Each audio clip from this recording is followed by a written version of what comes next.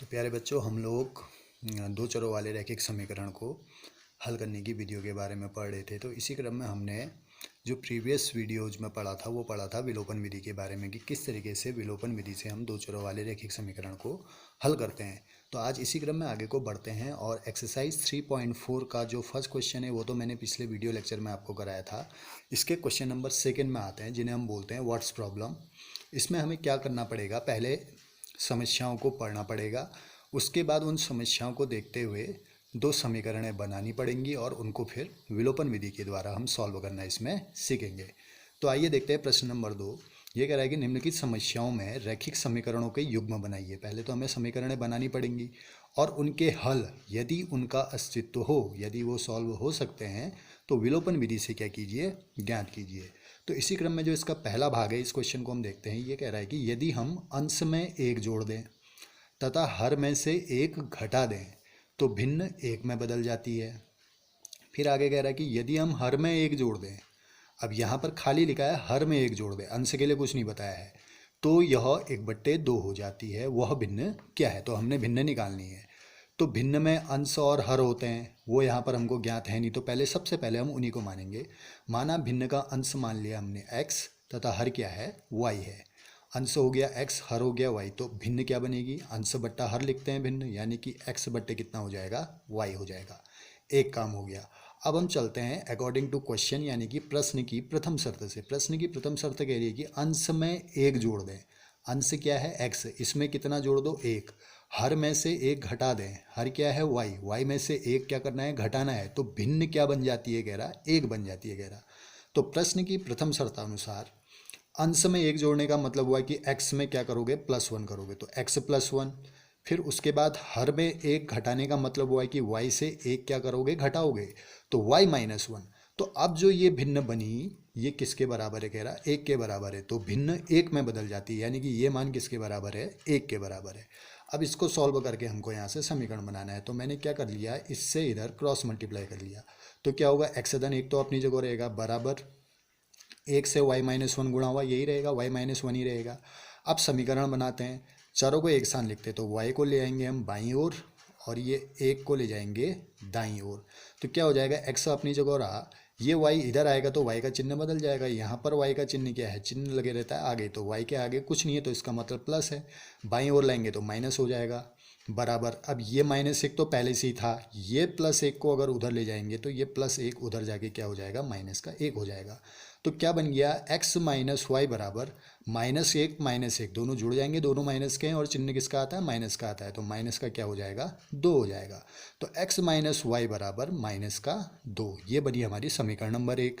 अब दूसरी शर्त में जाते हैं। प्रश्न की जो दूसरी कंडीशन है वो कह रहा है कि हम हर में एक जोड़ दें। अंश में कुछ नहीं करना है, लेकिन हर में क्या कर देना है, एक जोड़ देना है। तो अंश को मैंने ऐसे ही रहने दिया, अंश क्या था, x था, वैसे ही रहा, बट्टे हर में एक जोड़ दो, यानी कि y प्लस कितना हो जाएगा, 1। हर में एक जोड़ दिया तो यह भिन्न कितनी हो जाती है, 1/2। तो ये किसके बराबर होगा, 1/2 के बराबर होगा। अब यहाँ से समीकरण बनाएंगे तो ऐसे क्रॉस मल्टीप्लाई करते हैं। 2 से x गुणा होगा 2x, बराबर बराबर लगाया। उसके बाद 1 से गुणा होगा, ये 1 से किसी को गुणा करो वही रहता है, तो y+1 ही रहा। उसके बाद चरों को एक साथ, यानी कि y वाले को ले आता हूँ मैं बाईं साइड, तो 2x, ये प्लस का y इधर आएगा तो माइनस का y, बराबर। अब क्या रह गया, बराबर की ओर 1 रह गया, तो 2x - y बराबर 1। ये होगी हमारी समीकरण नंबर 2। दो समीकरणें हमारी बन गई हैं। अब हमने इसको विलोपन विधि से हल करना है। तो विलोपन विधि से हल करने के लिए सबसे पहले हम गुणांक देखते हैं कि गुणांक बराबर हैं कि नहीं है।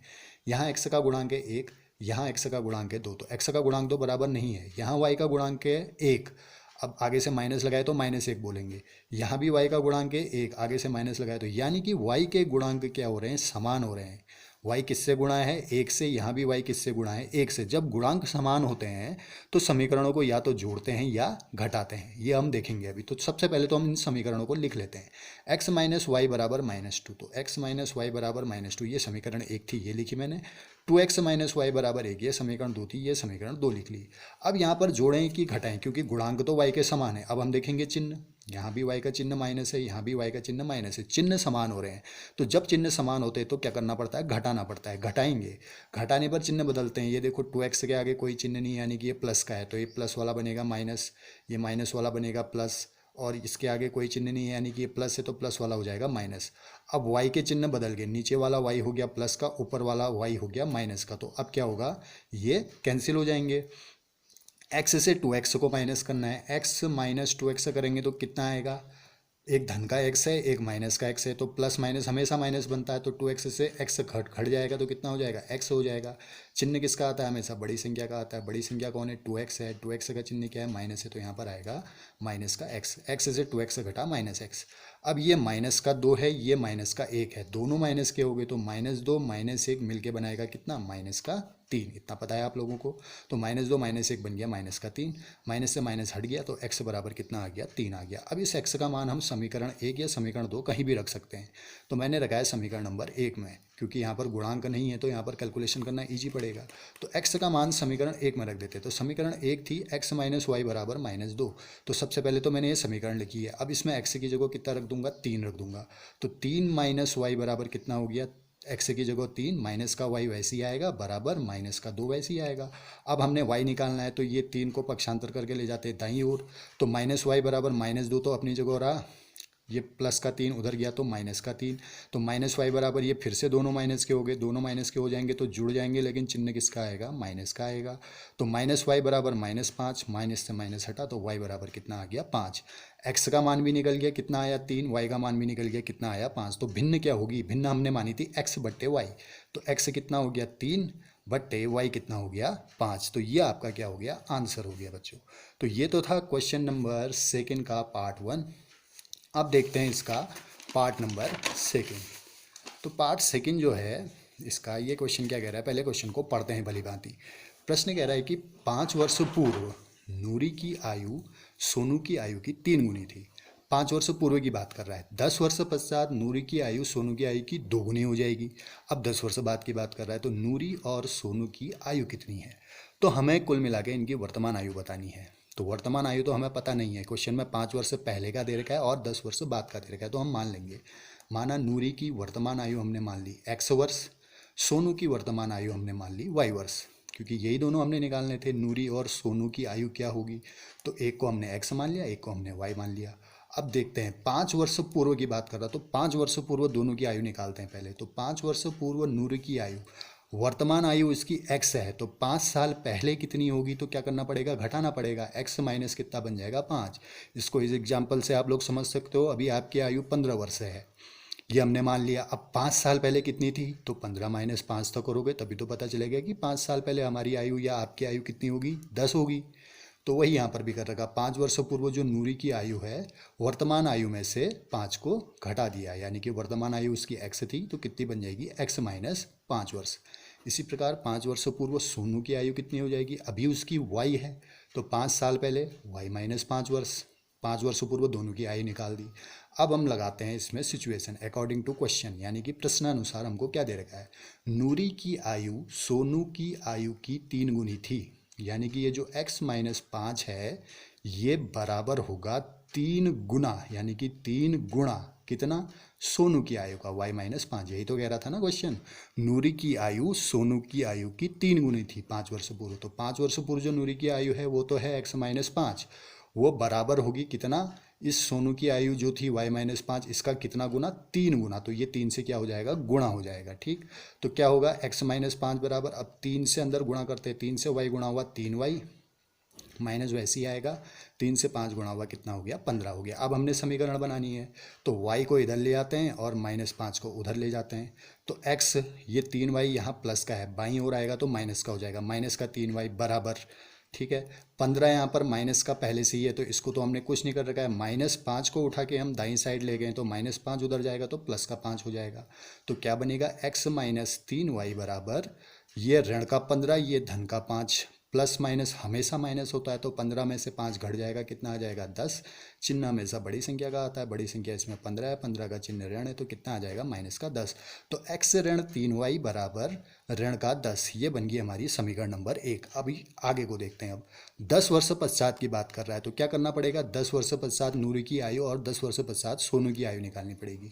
तो 10 वर्ष पश्चात जो नूरी की आयु हो जाएगी, अभी वर्तमान आयु हमने क्या मानी थी, x, अब 10 साल बाद की बात कर रहा है तो बाद के लिए क्या करना पड़ेगा, प्लस करना पड़ेगा। x धन 10 हो जाएगा। 10 वर्ष पश्चात सोनू की आयु कितनी हो जाएगी, ये y धन 10 हो जाएगी, क्योंकि सोनू की वर्तमान आयु हमने y मान रखी है। तो 10 वर्ष पश्चात यानी कि 10 वर्ष बाद कितनी होगी, तो y + 10 तो होगी ना, 10 जुड़ जाएगा, ये हमने निकाल दी। उसके बाद जो प्रश्न कह रहा था कि 10 वर्ष पश्चात नूरी की आयु सोनू की आयु की 2 गुनी हो जाएगी, यानी कि जो ये नूरी की आयु आई है ना, ये x धन 10, ये 2 गुना होगा किसका, सोनू की आयु का। तो ये 2 गुना कितना, y धन 10। 10 वर्ष पश्चात नूरी की आयु सोनू की आयु की 2 गुनी हो जाएगी। अब समीकरण बनाते हैं, x धन 10 बराबर 2 से y गुणा होगा 2y, और 2 से 10 गुणा होगा कितना हो जाएगा 20। फिर 2y को ले आएंगे बाईं ओर और 10 को ले जाएंगे दाईं ओर। तो x तो अपनी जगह रहा, प्लस का 2y इधर आएगा तो ये बनेगा माइनस का 2y। 20 तो अपनी जगह है बराबर 20 अपनी जगह है, धन का 10 उधर जाएगा तो क्या हो जाएगा माइनस का 10। तो क्या बना, x - 2y बराबर 20 में से 10 घट गया, कितना आ गया 10। ये बन गई हमारी समीकरण नंबर 2। अब दोनों समीकरणों को ध्यान से देखो, x का गुणांक यहाँ 1 है, x का गुणांक यहाँ भी 1 है, दोनों में x का गुणांक समान है, तो गुणांक समान करने की ज़रूरत नहीं है। हम सीधे इन समीकरणों को जोड़ देंगे या घटा देंगे। तो उसके लिए क्या करेंगे, सबसे पहले समीकरण को लिखते हैं, x - 3y बराबर -10, ये लिखी मैंने पहली समीकरण। x ऋण 2y बराबर 10, ये लिख दी मैंने दूसरी समीकरण। अब यहाँ पर x के गुणांक तो समान थे, तो हमने चिन्ह देखे, x का चिन्ह यहाँ भी प्लस है यहाँ भी प्लस है, चिन्ह भी समान हो रहे हैं। चिन्ह समान हो रहे तो इसका मतलब हमको क्या करना पड़ेगा, घटाना पड़ेगा। घटाएंगे तो क्या होगा, ये जो प्लस वाला है माइनस बन जाएगा, माइनस का चिन्ह प्लस में बदल जाएगा, प्लस का चिन्ह फिर से किस में हो जाएगा, माइनस में होगा। ऐसा करने से क्या होगा, प्लस एक्स से माइनस एक्स कट जाएगा। अब ये रहा माइनस का 3y, नीचे हो गया प्लस का 2y, तो माइनस का 3y और प्लस का 2y, ये क्या बनेगा, ये y बनेगा माइनस का। क्यों, माइनस प्लस हमेशा माइनस होता है, तो 3y में से 2y घट गया, y हो गया। चिन्ह बड़ी संख्या का आता है, बड़ी संख्या 3 थी, 3 का चिन्ह माइनस है तो माइनस का y, तो -3y + 2y तो बना माइनस का y। ये माइनस का 10 है, ये भी माइनस का 10 है, दोनों माइनस के हैं। जब दोनों माइनस के होते हैं तो जुड़ जाते हैं, और चिन्ह किसका आता है, माइनस का आता है, तो माइनस का 20 हो गया। माइनस से माइनस हटा, y बराबर कितना आ गया 20। अब इस y का मान या तो समीकरण 1 में रख लो या समीकरण 2 में रख लो, मर्जी है आपकी। तो मैंने समीकरण 2 में रख दिया, y का मान समीकरण 2 में रखने पर, समीकरण 2 थी x ऋण 2y बराबर 10, तो x ऋण 2। अब यहाँ पर y की जगह रखूँगा 20, तो y की जगह आ गया 20 बराबर कितना है 10 है। तो x - 20 दूना कितना हो गया 40 बराबर 10। मान निकालने के लिए -40 को पक्षांतर करके ले जाएंगे उधर, तो x बराबर हो जाएगा 10 तो अपनी जगह था, -40 उधर गया तो प्लस का 40, x बराबर 10 में 40 जुड़ा कितना आ गया 50। x हमने क्या माना था, x हमने माना था नूरी की आयु, नूरी की वर्तमान आयु मानी थी x। तो नूरी की वर्तमान आयु जो हमने x मानी थी कितनी आई, वो 50 वर्ष आई। y हमने माना था सोनू, तो सोनू की वर्तमान आयु जो हमने y मानी थी वो कितनी आई है, वो आई है 20 वर्ष। ये हमारे आंसर हो गए। इनकी आप जांच भी कर सकते हो, कैसे कर सकते हो, देखो 5 वर्ष पूर्व नूरी की आयु सोनू की आयु की 3 गुनी थी, ऐसा कहा था ना। तो 5 साल पहले जो नूरी की आयु बनेगी, ये वर्तमान तो 50 निकल के आएगी, तो 5 साल पहले कितनी हुई है 45, 50 - 5 45। सोनू की भी अगर 5 साल पहले निकाले तो 20 - 5 कितना हो गया 15। अब क्या 15 का 3 गुना है 45, बिल्कुल है, 15 गुणा 3 कितना होता है 45 होता है। तो इसका मतलब हमने जो मान निकाले हैं ये क्या हैं, सही हैं। ये जांच करने का तरीका है, जो x और y के मान निकल के आए उनको दी गई सिचुएशन के हिसाब से रख के हम सॉल्व करके अपने आंसरों की जांच भी कर सकते हैं, ठीक है। तो ये तो था हमारा क्वेश्चन नंबर 2। अब बढ़ते हैं प्रश्न नंबर 3 की ओर। तो प्रश्न नंबर जो 3 है, इसका भाग जो तीसरा भाग है, ये कह रहा है कि 2 अंकों की संख्या के अंकों का योग कितना है, 9 है। 2 अंकों की संख्या है और उनके अंकों का योग क्या है, 9 है।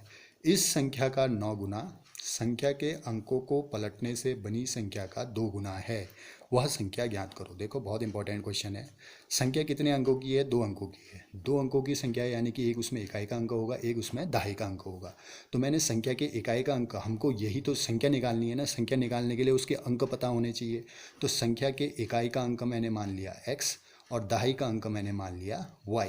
तो संख्या कैसे निकलती है, तो संख्या निकालने का सूत्र ये होता है कि दहाई के अंक को किससे गुणा करेंगे, 10 से गुणा करेंगे और उसमें इकाई के अंक को जोड़ देंगे। इसको एक एग्जांपल से मैं आपको बताता हूँ। मान लो मेरे पास 75 एक नंबर है, तो हमने स्थानीय मान पढ़े थे छोटी क्लास में, तो 5 का स्थानीय मान क्या होगा, 5 ही होगा। इस 7 का स्थानीय मान कितना होगा, 7 गुणा 10, 7 गुणा 10 कितना हो गया 70। 70 में 5 जोड़ेंगे तो क्या बन जाएगा 75। तो संख्या जब निकाली जाती है, जब उसके अंक दिए होते हैं, तो उसका फॉर्मूला यही होता है कि जो दहाई का अंक है उसको किससे गुणा कर देंगे, 10 से गुणा कर देंगे। यहाँ पर दहाई का अंक y था तो y को किससे गुणा कर दिया, 10 से गुणा कर दिया तो 10y बन गया। धन उसमें इकाई के अंक को क्या कर देते हैं, जोड़ देते हैं। इकाई का अंक क्या था, x था, तो x इसमें क्या हो गया, जुड़ गया। बात समझ में आई। इसको ऐसे भी समझ सकते हो, इकाई का अंक यहाँ पर 5, दहाई का अंक यहाँ पर 7, तो इकाई के अंक का स्थानीय मान 5 हुआ, दहाई के अंक का स्थानीय मान 7 गुणा 10 यानी कि कितना हो गया, 70। तो संख्या का बनी इकाई का अंक धन दहाई का अंक, संख्या बन जाएगी 70 5 75। इस तरीके से वही लॉजिक यहाँ पर भी लगा है। ठीक, अब ये तो हमने संख्या बना दी। अब देखो उसने कंडीशन क्या दी थी, संख्या के अंकों का योग। एक अंक है x, एक अंक है y, यानी कि इकाई का अंक है x, दहाई का अंक है y। इन दोनों को जोड़ोगे तो कितना आएगा, 11, 9 आएगा 11। तो प्रश्न की प्रथम शर्तानुसार x धन y बराबर 9, ये हमारी होगी पहली समीकरण।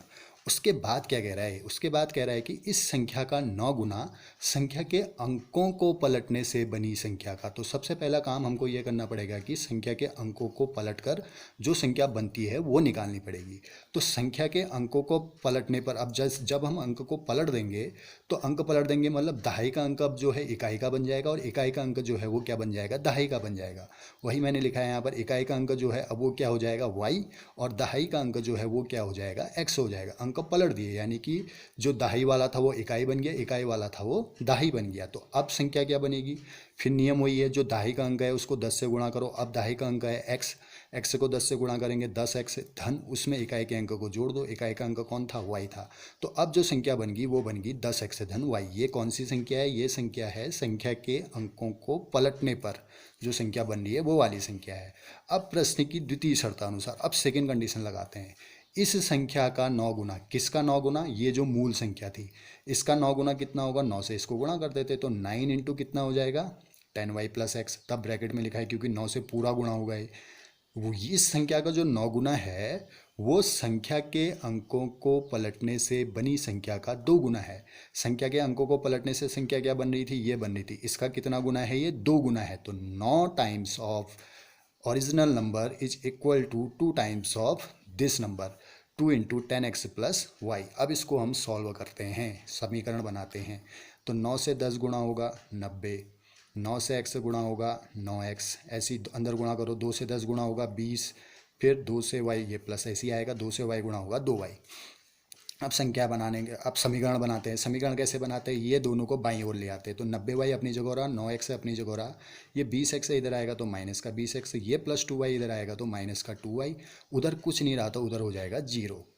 अब देखो 90y धन का है, 2y ऋण का है, तो 90 में से 2 घट जाएगा, 90 में से 2 घटेगा तो 88y हो गया। अब x वाले को देखो, एक है प्लस का और एक है माइनस का, तो प्लस का 9x और माइनस का 20x। प्लस माइनस हमेशा माइनस होता है, घट जाएगा, 20 में से 9 घटेगा 11 हो गया। चिन्ह किसका आएगा, माइनस का आएगा क्योंकि 20 बड़ा है। तो 90 में से 2 घटा 88y, प्लस का 9x माइनस का 20x बना माइनस का 11x, बराबर कितना हो गया, 0।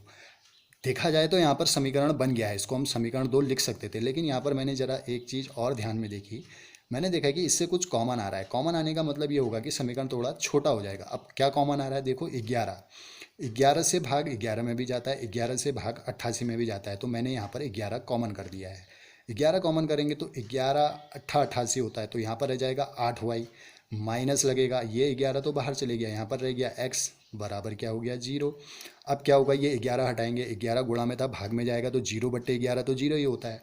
तो 8y माइनस एक्स बराबर कितना आ गया, 0 आ गया। या हम इसको ऐसे भी लिख सकते हैं, पहले मैंने x वाले को लिख दिया यानी कि माइनस का x, फिर y वाले को लिख दिया प्लस का 8y, क्योंकि देखो x का चिन्ह क्या है, ऋण का है, तो ऋण का x पहले, y का 8y का चिन्ह क्या है, प्लस का है, तो प्लस का 8y बाद में, बराबर कितना, 0। ये बन गई हमारी समीकरण नंबर 2। अब जरा दोनों समीकरणों को ध्यान से देखो, यहाँ x का गुणांक 1, यहाँ भी x का गुणांक 1, गुणांक बराबर है। तो गुणांक बराबर है तो इसका मतलब गुणांक हमें समान करने की जरूरत है नहीं, तो सीधे सीधे समीकरणों को लिखते हैं। x धन y बराबर 9, ये पहला समीकरण था, ये लिख दिया। ऋण x धन 8y बराबर 0, ये दूसरा समीकरण था, ये लिख दिया। अब यहाँ पर हम अंदाज लगाएंगे कि जोड़ें कि घटाएं। देखो x के गुणांक तो समान है, चिन्ह, इसका चिन्ह प्लस है, इसका चिन्ह माइनस है, चिन्ह विपरीत है, तो जोड़ने पर काम बन जाएगा। तो जोड़ देते हैं, जोड़ेंगे तो क्या होगा, प्लस x से माइनस x कट जाएगा, प्लस y में 8y जुड़ा, यानी कि 8y में y जुड़ेगा तो कितना बन जाएगा, 9y हो जाएगा। ये 8y हुआ, ये 1y हुआ, 8 और 1 9, 9y। और 9 में 0 जुड़ा 9, तो y बराबर कितना हो जाएगा, y बराबर हो जाएगा 9 गुणा में था भाग में चले जाएगा, y बराबर हो जाएगा 9/9, 9 से 9 कट के कितना आ गया, 1 आ गया। ये हमारा निकल गया y का मान कहीं भी रख लो, चाहे 1 लो चाहे 2 में रख लो, 1 में रखना ज़्यादा आसान रहेगा क्योंकि गुणांक नहीं है, तो y का मान समीकरण 1 में रखा। समीकरण 1 थी x धन y बराबर 9, यही तो थी ना समीकरण। इसमें x धन y की जगह कितना रखेंगे, 1 रखेंगे, बराबर 9। हल करेंगे तो x बराबर क्या हो जाएगा, प्लस का 1 उधर जाएगा, माइनस का 1 बनेगा, 9 में से 1 घट गया, कितना आ गया, 8 आ गया। तो x का मान निकल गया 8, y का मान निकल गया x। अब हमने निकालनी थी संख्या, तो ओरिजिनल नंबर जो संख्या थी वो क्या थी, वो थी 10y धन x, तो यहीं पर लिख रखा हमने 10y धन x। अब इसमें y का मान रखो, y का मान कितना है, 1 है, तो 10 गुणा 1 धन x की जगह कितना आ जाएगा, 8, 10 गुणा 1 कितना होता है, 10 धन 8, 10 धन 8 कितना हो गया, 18 हो गया। तो संख्या क्या बनी, 18 बनी। यही हमारा क्या होगा, आंसर होगा। तो बच्चों ये संख्या वाले जो सवाल होते हैं कुछ इस तरीके से होते हैं, इनको थोड़ा ध्यान में रख के करना। जहाँ पर भी अगर संख्या आएगी तो उसमें जो दहाई का अंक होगा वो 10 से गुणा होगा और उसमें इकाई का अंक जुड़ जाएगा, ऐसे ही संख्या बनती है। संख्या बनाने का सूत्र यही होता है। तो आइए इसका चौथा पार्ट भी देखते हैं फटाफट। चौथा पार्ट जो कह रहा, ये क्वेश्चन है कि मीना 2000 रुपये निकालने के लिए एक बैंक गई, उसने खजांची से 50 रुपये तथा 100 रुपये के नोट देने के लिए कहा। तो टोटल रुपए कितने निकालने हैं उसने, 2000। अब उसने जो खजांची जो कैशियर है वहाँ पर उससे बोला है कि मुझे 50 रुपये और 100 रुपये के नोट देना, बस इसके अलावा मत देना। अब ऐसा करने पर मीला ने कुल कितने रुपये प्राप्त किए, कुल कितने नोट प्राप्त किए, तो नोटों की संख्या जो है वो तो है 25। तो हमें बताना है कि 50 रुपये और 100 रुपये के कितने कितने नोट उसको मिले। तो हम मान लेते हैं, हमने माना 50 रुपये वाले नोटों की संख्या जो है वो है x और 100 रुपये वाले नोटों की संख्या क्या मान ली मैंने, y मान ली। ये नोटों की संख्या है, हाँ, 50 रुपये के x नोट, क्योंकि यही हमने निकालना था, 50 रुपये और 100 रुपये के कितने कितने नोट प्राप्त किए। तो 50 रुपये वाले नोटों की संख्या मान ली x, मान लो कि 50 रुपये के उसने x नोट प्राप्त किए और 100 रुपये के कितने नोट प्राप्त किए, y नोट प्राप्त किए। अब इसमें लगाते हैं प्रश्न से, तो उसने जो कुल नोट मिले उसको 25, ये है नोटों की संख्या, यानी कि x प्लस y, ये दोनों नोट जो हैं वो कितने हैं, 25 हैं। यानी कि 50 रुपये के नोट और 100 रुपये के नोट जो हैं वो कितने मिले, उसको 25 मिले। कुल नोटों की संख्या बराबर 25, यानी कि x धन y बराबर 25। ये होगी हमारी समीकरण नंबर 1। अब दूसरा समीकरण बनाने के लिए क्या हिंट है यहाँ पर, दूसरा समीकरण बनाने के लिए जो हिंट है वो है कुल रुपये कितने निकाले, कुल मूल्य उसको कितना मिला, कुल कितने रुपए उसने निकाले। तो 50 रुपये वाले नोटों का कुल मूल्य ढूंढते हैं। अब कितना होगा, 50 से गुणा हो जाएगा नोटों की संख्या। नोटों की संख्या क्या थी, 50 रुपये के, x थी, तो 50 गुणा x से कितना हो जाएगा, 50x। इसी प्रकार 100 रुपये वाले नोटों का कुल मूल्य, तो 100 से गुणा हो जाएगा 100 रुपये के नोटों की संख्या, यानी कि 100 रुपये के नोटों की संख्या क्या है, y है, तो 100 गुणा y कितना हो गया, 100y। तो दोनों प्रकार के नोटों का कुल मूल्य कितना हो जाएगा, दोनों जुड़ जाएंगे, 50x धन 100y। अब मैंने यहाँ पर देखा कि 100 में 50 का भाग जाता है, 50 में भी 50 का भाग जाता है, तो 50 कॉमन कर दिया। 50 कॉमन करेंगे तो ये तो बाहर आ गया, यहाँ पर रह जाएगा x प्लस 50 का भागा 100 में 2 बार जाता है तो 2, और ये y, ब्रैकेट क्लोज। इसको थोड़ा छोटा बना दिया मैंने ऐसे। अब प्रश्न से ये जो कुल मूल्य है ये कितना है, 2000 रुपया, इतना ही तो निकाला है ना उसने, तो ये पूरा का पूरा किसके बराबर होगा, 2000 के बराबर होगा। तो 50 गुणा x धन 2y बराबर 2000। अब यहाँ से हमने समीकरण बनानी है, उसके लिए क्या करेंगे, हल करते हैं। x धन 2y बराबर 50 गुणा में था तो दाईं साइड भाग में जाएगा, 2000/50, ये जीरो से ये जीरो कट गया, 5 से 20 कट गया कितनी बार, 4 बार, और ये जीरो का क्या आ जाएगा, ऐसी जीरो, यानी कि कितना हो गया, 40। कहने का मतलब है 50 का भागा 2000 में दे दिया तो कितना आया, 40। बाई साइड क्या था, x धन 2y, तो x धन 2y बराबर 40। ये बन गई हमारी दूसरी समीकरण। अब समीकरण 1 में देखो x का गुणांक 1, इसमें देखो x का गुणांक 1, गुणांक समान है तो गुणांक बराबर बनाने की जरूरत है नहीं, तो सीधे हल करते हैं। हल करने के लिए क्या करेंगे, सबसे पहले समीकरण को लिखेंगे, यानी कि x धन y बराबर 25 लिखा, फिर दूसरे समीकरण को लिखेंगे, x धन 2y बराबर 40 लिखा। ये समीकरण 1, समीकरण 2। x के गुणांक समान है, फिर हमने देखे चिन्ह, यहाँ भी x का चिन्ह प्लस का है, यहाँ भी प्लस का है, चिन्ह भी समान हो रहे तो हमको क्या करना पड़ेगा, घटाना पड़ेगा। घटाने के लिए क्या होगा, चिन्ह बदल जाएंगे, प्लस वाला माइनस, फिर प्लस वाला माइनस, फिर प्लस वाला माइनस, तो प्लस x से माइनस x तो कट गया। ये है प्लस का y, ये है माइनस का 2y, यानी कि y माइनस 2y है एक तरीके से देखा जाए तो। प्लस माइनस हमेशा माइनस होता है, तो 2y में से y माइनस होगा, कितना आएगा, y। चिन्ह आता है बड़ी संख्या का, बड़ी संख्या यहाँ पर 2 है, 2 का चिन्ह माइनस है तो ये बनेगा माइनस का y। ऐसी धन का 25 ऋण का 40, तो प्लस माइनस माइनस, 40 में से 25 घटा 15, चिन्ह आता है बड़ी संख्या का 40, 40 का चिन्ह ऋण है तो यहाँ पर आ जाएगा ऋण, माइनस से माइनस हट गया तो y बराबर कितना आ गया, 15 आ गया। इस y के मान को चाहे 1 में रख लो चाहे 2 में रख लो, हमने रख दिया समीकरण नंबर 1 में। तो समीकरण 1 थी x धन y बराबर 25, तो x धन y की जगह कितना रख देंगे, 15 बराबर 25। +15 उधर गया तो -15, तो x बराबर 25, धन का 15 उधर गया तो -15, 25 में से 15 घट गया तो x बराबर कितना आ गया 10। तो x का मान आ गया 10, y का मान आ गया 15। तो x क्या माना था हमने माना था कि 50 रुपये के नोटों की जो संख्या थी वो x थी। तो 50 रुपये के नोट कितने मिले उसको 10 मिले। 100 रुपये के कितने नोट मिले वो संख्या हमने y मानी थी, तो वो कितने मिले हम उसको 15 मिले। तो ये तो था आपका प्रश्न नंबर 4। तो इसी क्रम में जो प्रश्न नंबर 5 है वो प्रश्न मैं पढ़ देता हूँ यहाँ से और उसके समीकरण बना के आपको दे देता हूँ, आप लोग इसको खुद सॉल्व कीजिएगा। तो ये प्रश्न है कि किराए पर पुस्तकें देने वाले किसी पुस्तकालय का प्रथम 3 दिनों का नियत किराया है, यानी कि 3 दिन का किराया तो फिक्स है। उसके बाद कह रहे हैं उसके बाद जितने भी अगले उसके आगे को जो दिन आएंगे, चौथा दिन, पांचवा दिन, तो उसके लिए प्रत्येक दिन का अतिरिक्त किराया लगेगा वगैरह। तो सरिता ने, अब हमको यहाँ पर सवाल सुनो आगे को, सरिता ने 7 दिनों तक एक पुस्तक रखने के लिए 7 दिनों तक एक पुस्तक रखने के लिए कितने रुपए दिए? 27 रुपये दिए। जबकि सुशी ने उसी पुस्तक को 5 दिनों तक रखा और कितने रुपए दिए? 21 रुपये दिए। तो हमसे पूछ रहा है कि नियत किराया क्या है वो बताओ और प्रत्येक दिन का जो अतिरिक्त किराया है वो बताओ। तो यहाँ पर दो अननोन है, नियत किराया और अतिरिक्त किराया। तो हम इसी को मान लेंगे कि प्रथम 3 दिन का जो नियत किराया है वो मैंने मान लिया x रुपया। उसके बाद प्रत्येक दिन का जो अतिरिक्त किराया लग रहा है वो हमने मान लिया कितना? y रुपया। ठीक है। अब सरिता ने 7 दिनों के लिए पुस्तक ली थी, तो 7 दिनों का कुल किराया कितना बनेगा? अब जरा समझना, 7 दिनों को अगर हम इसके हिसाब से लें तो 3 दिनों का तो फिक्स था, प्लस कितने बच गए? और 4 दिन बच गए। ये 3 दिनों का किराया फिक्स है, कितना है वो? x रुपया है, तो x आएगा धन। अब अतिरिक्त किराया जो है प्रत्येक दिन का, एक दिन का y है तो कितने दिन एक्स्ट्रा हो रहे हैं? 4 दिन हो रहे हैं, तो कितना हो जाएगा? 4y। तो x प्लस 4y। तो अब 7 दिनों के लिए सरिता ने कितने रुपए दिए थे? 27 रुपये दिए थे, यानी कि x धन 4y। ये जो 7 दिनों का किराया हमने निकाला ये किसके बराबर है? 27 के बराबर है, समीकरण नंबर 1। अब सुशी ने वो किताब को 5 दिनों के लिए लिया, तो 5 दिनों के लिए जो किराया निकलेगा वो कैसे निकलेगा? देखो 3 दिन का तो फिक्स है, ये 3 दिन का कितना पड़ेगा उसको? x रुपया पड़ेगा। अब बचे कितने दिन? 2 दिन और बच गए। एक दिन का y है, क्योंकि प्रत्येक दिन का जो अतिरिक्त किराया है हम y मान के चल रहे हैं, तो एक दिन का y है तो 2 दिन का कितना हो जाएगा? 2y हो जाएगा, यानी कि x प्लस 2y। तो वही लिखा है यहाँ पर, 5 दिन का जो कुल किराया है वो बनेगा x धन 2y। अब सुशी ने ये पुस्तक ली थी तो उसने 5 दिनों के लिए ली थी, तो कितना रुपया दिया था? 21 रुपया दिया था, यानी कि ये जो x धन 2y है वो किसके बराबर होगा? 21 रुपीज़ के बराबर होगा। ये होगी हमारी इक्वेशन नंबर 2। इन दोनों इक्वेशनों को आप लोग खुद सॉल्व कीजिएगा, क्योंकि यहाँ पर देखो x का गुणांक समान है, तो समीकरण 1 और समीकरण 2 को गुणांक बराबर करने की जरूरत नहीं है, सीधे सीधे हल हो जाएगा। जोड़ना पड़ेगा कि घटाना पड़ेगा? x का चिन्ह यहाँ भी प्लस है, यहाँ भी प्लस है, इसका मतलब घटाना पड़ेगा। तो समीकरण बना के मैंने आपको दे दी हैं, आप इसको सॉल्व कीजिएगा। तो यहाँ पर हमारी विलोपन विधि समाप्त होती है। इसके बाद आप लोग इन क्वेश्चनों को कीजिए, कहीं पर कोई डाउट होता है तो मुझे बता दीजिए। Thank you.